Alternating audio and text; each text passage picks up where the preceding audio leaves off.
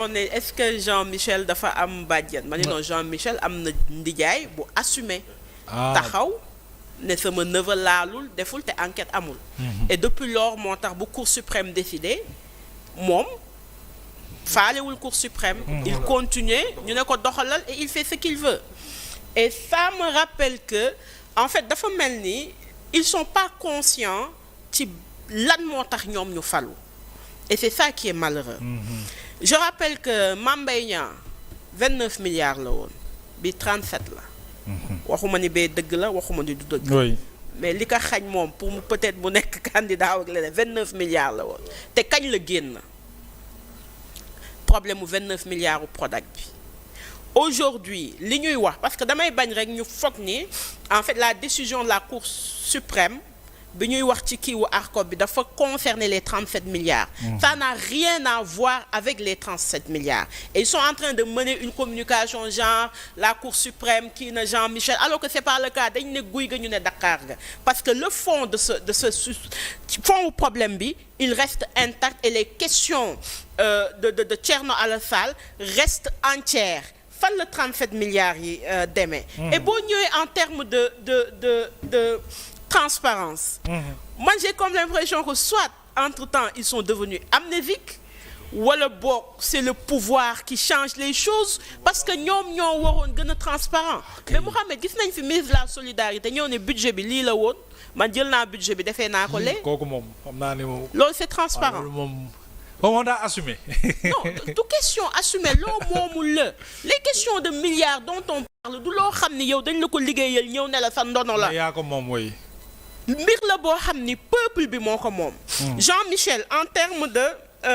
liñ koy xaaral il est en train de continuer di faire li ko neex ndijaayam a koy jàppale et cetera et après parce qu'il faudra qu'à un moment donné que mu am une enquête sérieuse parce que mënul am kumba am ndey ak kumba amul ndey ñoom dañu toog kon suñu noppi 29 milliards ba dès l'instant où cette question de principe a été posée par Thierno Alassane Sall dañu waroon taxaw ba leeral sénégalais yi ñu xam fan la ñuy teg en réalité suñu tànk donc bu ñu gëm ni ci affaire Cour suprême ils sont clean ils ne sont pas clean parce que cette question là n'est pas encore réglée fu ñu dugal suñu 37 milliards mooy laaj bi de mooy laaj bi waaw nga poser la question où sont les députés waaw mais les députés ñi ngi noos ah bon non bi ñu premier loi bi nga xam ne neewoon nañ ni dañ koy teg moo doon sur la criminalisation de l'homosexualité déggatoo ci am na demande non au-delà man waxuma demande la du demande moi j'ai un avis personnel sur ça mais je dis que ñoo ko diggee woon ñëw ne bi ñuy njëkkee def voté wuñ ko aujourd'hui quel est le débat bi tenir au niveau de l'Assemblée non oto bi rafet na rafetul non affaire bi dafa gàtt non oto bi waroon na gën a rafet suukar loolu lañ fiy teg commission d'enquête parlementaire parce qu'il fallait que la rupture bi ñu doon jaay moo que ces députés soient conscients de leur rôle qui ne doit pas être un rôle partisan mais un rôle de porte-parole du peuple ay questions aussi élémentaires que yi enquête mais bu doon tey li ñu jiiñ Jean-Michel waa pouvoir ba le passé moo fa nekkoon ñoom ñu falu mais lii du tardé donc moo taxoon Mbaye Sène mi le partisan qui ne s'assume pas waroon toog pour qu'il nous donne des réponses par rapport à ça loolu mooy indi les doutes loolu mooy indi les questionnements parce que liñ fi teg nii yëpp en réalité c'est évident du lu nit di jiixi jaaxa et cette question de transparence est une demande populaire parce que tey ñi ngi taxé nit ñi tey ñoom lu ñu mënti am ñi ngi jël ci xaalisu population di ko dundee mais buñ leen ne rendre leen ñu compte ci li nga xam ni budget parce que le budget ci loo xam ni du ñoom lu ñuy ñëw rek di ko teg ci population bi lay jóge ils ne nous rendent pas compte moo tax ma ni on a un recul ci li ñu digoon ci des waxeet à n'en pas finir des promesses qui n'ont jamais été tenues et ils nous laissent en suspens sur des choses qui ne sont pas importantes. Très bien. dañu régler ces questions là. Merci beaucoup Omar daana ci affaire Azer bi xam naa on aura l'occasion ñu Moustapha xam naa sa domaine la ci mbiru le nouveau plan de Ousmane Sonko là on aura d'autres occasions pour wax ci duñ ci wax. ah mais heure bi jot na yéen kay yéen a fi newoon ak seen exactement waaw xam nga le nouveau xam nga maa ngi lay wax mail bi may wër waaw de 3 millions 180 da nga koo gis nga ko 993 non gisaguma ko. waaw gisagoo ko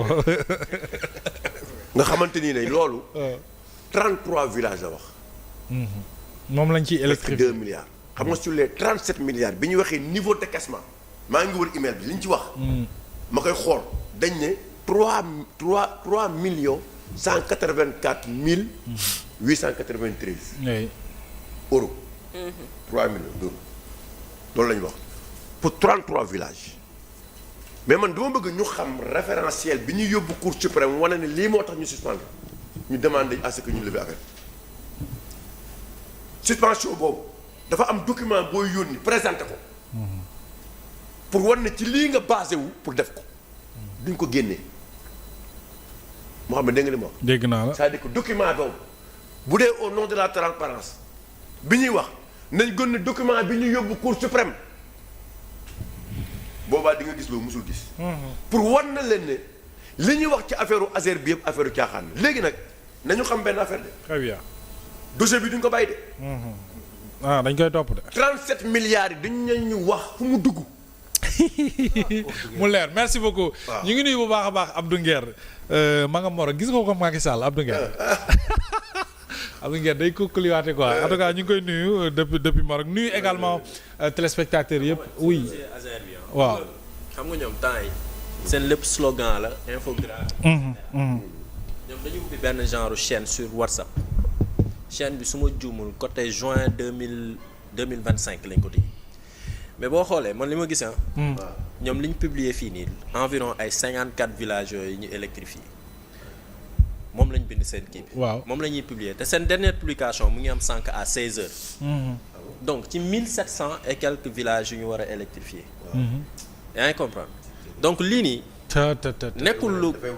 bon bu fekkee ñoom dañu publier wul yeneen yi ñu fekkee am na yeneen yu ñu def te ñu jox ñu ko ñun gisuñu ko waaw mais li nga xamante ne moom lañ gis lu factuel 30 ay 50 et quelques villages moo nekk fii nii ci 1000 et nangam villages si biir seen chaîne YouTube seen chaîne WhatsApp bi yaa ngi dégg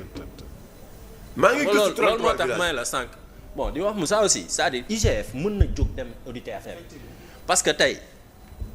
nu mu tudd Prodac bi mu amee ay disparité ci salaire yi ba ñu yónni inspection interne des affaires bi mu demee après dañu ñëw yóbbu ki nga xamante ne moom mooy IGF mu dem saytu ji ko def de mais loolu il faut que ñu def ko parce que bu ñu ko deful lii nii day obligé di am clameur publique non moom kay du leer on a le droit de savoir ki ñu waroon taal dëkkam taaluñu ko et puis sénégalais bi mais dinañ ci ñëwaat insha allah c'est-à-dire sénégalais bi ñu xañ loolu mooy métti bàyyi espagnol bi jël sénégalais bi bëgg a yàq deram merci beaucoup c'est anormal merci Omar merci Moustapha merci Aliou namoon naa la lool merci Moussa xaritu Mbaye Sène yaag Aïda présenté bu dee yuuxu nañ